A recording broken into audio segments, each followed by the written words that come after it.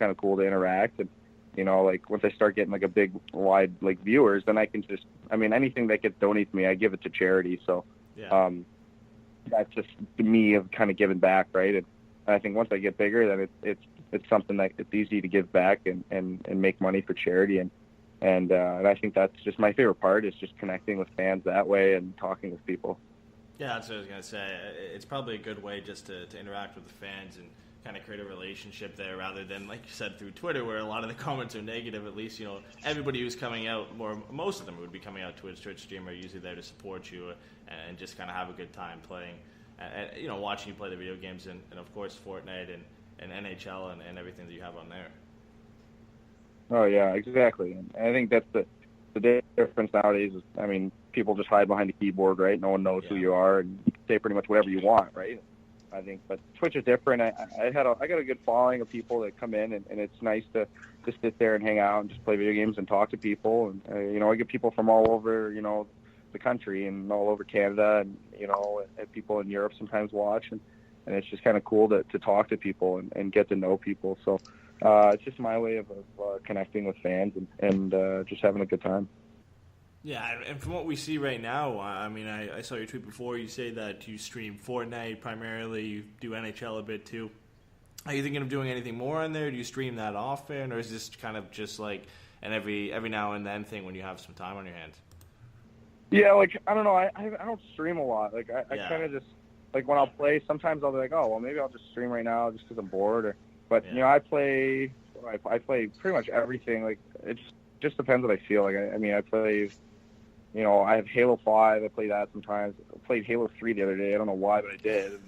Then I play, Call of Duty, the World War II. I think that game is pretty cool, so I play that sometimes. NHL, I play with my friends, like the club mode or the EASHL mode. And I think, I stream like that stuff too. But I don't know. It's really rare that I do it. I don't know why, but I don't really do it that much. I probably will start a little bit more now, but I'm just kind of in the off season, so I'm kind of out doing stuff, it's nice weather. I kind of haven't been home that much playing video games or streaming at all. So, hey, so I got to ask you, Max, what did you think about the NHL's foray into the esports community, doing the 2018 NHL Gaming Championship? I know the NBA kind of kicked those things off with their 2K Esports League, but just to kind of wrap up the video game segment of our show, I guess, what are your thoughts on that? Yeah, I thought that was pretty cool. I kind of kept tabs on it. I didn't really watch. I didn't go on to watch or anything, but I just saw when the NHL tweeted if someone won a game or something, they'd show a highlight of it. So I kind of tracked through that, and I think it's pretty cool. It's still going on, I think. I don't know where it is it's at now, but I think that's pretty cool. Especially for guys who play video games, and I think it's just that much more fun for players or people who play NHL. I guess you'd say religiously. You get to go in a tournament and have the actual National Hockey League be a part of it. It totally tripped me out. I was sitting there watching TV, and I was watching a replay of, I think it was a Caps Tampa game, or it was Winnipeg and Vegas, and it ended. And I was looking down on my phone, and I heard hockey going again. So I look up, and they were showing two guys playing Xbox. I was like, "What is this?" And that was kind of like me realizing that it was actually on TV. It tripped me out. Yeah, it's kind of funny how things are nowadays with video games. It's taking over, man. Oh yeah, it is. It's gonna be funny what starts happening now in the next 5-6 years. Well, yeah, they were saying it's going to get. You see it all over the place. PC gaming is doing the same thing with Overwatch and all that. It just kind of tripped me out. But to kind of circle it back to you growing up playing hockey and everything, I always ask people this question because I grew up and my favorite players growing up are Paul Kariya. I like Brendan Shanahan. When you were growing up, did you ever emulate somebody when you were playing outside, or who was your idol growing up playing hockey? Mine was, and this is actually funny because I grew up in Detroit, right? I was born in Rochester, or Binghamton, New York. So I was born there, and then we moved to Michigan to have me and my brother start our hockey careers. And then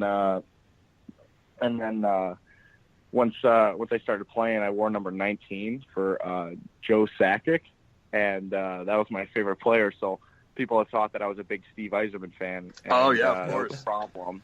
Because of the big rivalry that was going on, it was a problem. So I wore 19, and for Joe Sakic, I grew up. I love the Colorado Avalanche, and my family, half my family, my cousins and whatnot, live in Colorado. So I was always a big fan of him and the Avalanche. It's a trip being in Detroit and then wearing an Avs jersey must have totally tripped people out, especially if you were growing up during that time period when those guys were killing each other. Oh yeah, no, it was tough when I was a kid. I sometimes had to lie and say it was Stevie Yzerman. Not a bad player to like either, though. Honestly, right? Legend. Yeah, no, he was a great player. You want to, hey Eddie, you want to get over to our fan questions quickly before we wrap? Yeah, sure. We put out a thing on Twitter. Everybody knew you were coming on, so we had a couple people who wanted some questions or had some questions to ask. So we had Ryan who asked, he wanted to know what area of your game has improved from last year going into, obviously, your season this year. Will you be playing with either the Ducks or with the Gulls? I want to say my discipline, I think.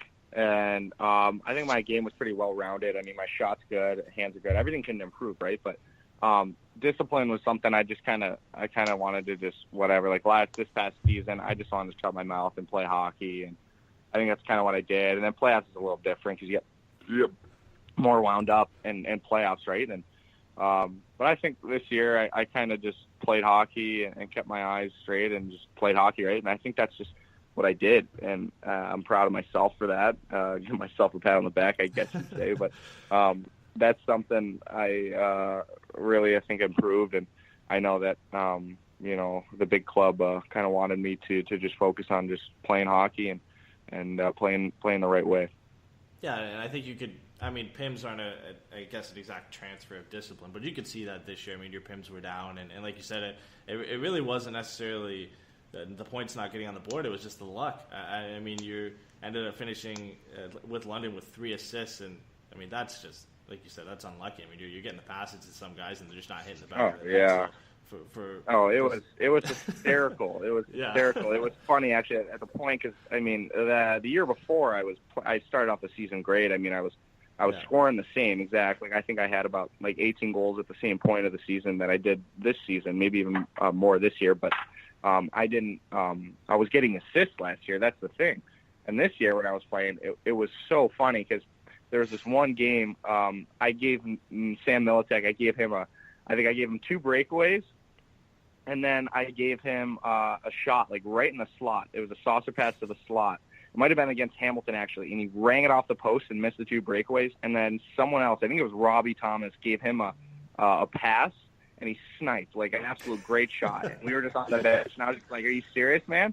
And we all just started laughing. Our coach, Dale Hunter, was making jokes, too. It was just a huge running joke that I couldn't get assists. And I think it was the last game before I left for World Juniors, I finally had some assists. I had a 4-point night. It was 2 goals, 2 assists. And we were just really, right now, before I leave, now I get assists. And it was just, unbelievable how it was going. It was funny. It was hilarious, actually. Yeah, I mean, because at that point, like you said, it becomes a running joke because if you had, 1 assist going up 24 games before you left to go to the World Juniors, and yeah, I mean, at that point, you kind of just have to laugh about it, right? I mean, it's nothing you can do. It's just the luck on that end. Like you said, I mean, Millie ends up hitting a post, and then it was crazy. It was 16 goals. It's 16 goals and 1 assist at one point, and that is absurd. It is absurd. It was just unbelievable, and I won't be able to do it ever again in my life. But you're gonna have those years, right? You play hockey for your whole life. I mean, you're gonna have crazy stuff that happens like that. Yeah, and like you said, I mean, as long as you don't have to deal with it again, it ends up being a good thing. It's nice for one season you can sit back and laugh about it. If it happens again, then it probably gets a bit annoying. Oh yeah. We had Michael ask, you want to know what your favorite moment of your career has been so far? It's, I mean, I gotta say, hands down, it was definitely the Memorial Cup year. That whole year, to me, I mean, it was just great hockey. We had our lines were set. 2 months into the season, we had all our lines down for the rest of the year, so things were never changing. I mean, we just played great hockey from there on out, and, I mean, my line played great, the third line played great, our D were unreal, we had Parsons in net, and we had so much fun, just cruising through the year, and when it came to playoffs, it was just, I mean, they just ran right through playoffs, and once we won the OHL and we went to the Memorial Cup, it was just the relationships that we had with guys on the team were so strong and so unbreakable that we just knew we were going to go to the Memorial Cup, and we knew that we had the best opportunity out of all, 4 of the teams that, including ourselves, that we had the best opportunity to win. And I think that's probably definitely the best moment in my career was hoisting the Memorial Cup. And then to wrap up the final question, Max, from our listeners here is Phil asked, who do you have winning the Stanley Cup? Obviously, the hometown, Anaheim's not in it, so who's your pick between the final four? God, I don't know. I really don't know. I mean, I kind of want, like, two teams I'm looking at. Like, I mean, Capitals would be kind of cool to see Ovechkin finally win one. But, yeah. And then, I don't know. I mean, Vegas, it'd be cool, I guess, to see them win. It's their first year, right? I mean, you'll probably never see that sort of thing happen again for an inaugural season, right? Kind of just want to see something like that happen in history. So, I don't know. If it was like a Vegas and Washington final, I guess that'd be nice. I'm probably going to have to go with Washington. I think they're going to win it, though. I hope so. I would love to see Ovi get everyone off his back. I mean, every time I've picked against Vegas this entire season, I've had people hit me up. Hey, man, I'm just wondering, when is this Vegas team going to go away? And I'm like, it's probably going to drop off mid-November. They're just hyped up. They're a new team. They just crushed it all year, and then go to the playoffs. Hey, yeah, they just cruise it. It's unbelievable. It's incredible. As long as the Cup doesn't go back to Canada, Eddie, I think we're all good with that. I always joke with you on that. But, yeah, I'd love to see Ovi win it, man. Hey, Max. Cool. Thanks for taking the time. I know that you said you're back at home, so I appreciate you spending 30 minutes with us, and we'd love to have you back on, man. It's been great. Yeah, no problem. Thanks for having me, guys. Always enjoy coming on here. All right, cool. We'll talk to you maybe before the season, or maybe we'll hit you up during the season, if depending on where you're at. But we hope to see you here in Anaheim, Max, and we'll talk to you later. Thanks, guys. Have a good day. You too, man.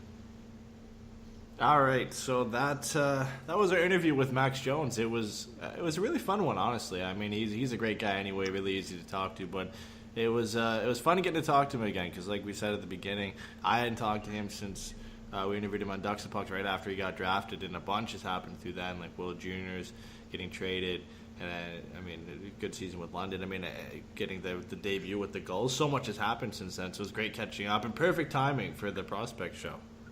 Yeah, no, it was great for Max to come on. We appreciated that. If you guys are curious, you can find him on Twitter at Jones_Max19. And if you're a gamer or you want to watch him play games, you can go see him on Twitch at twitch.tv/MaxJones98.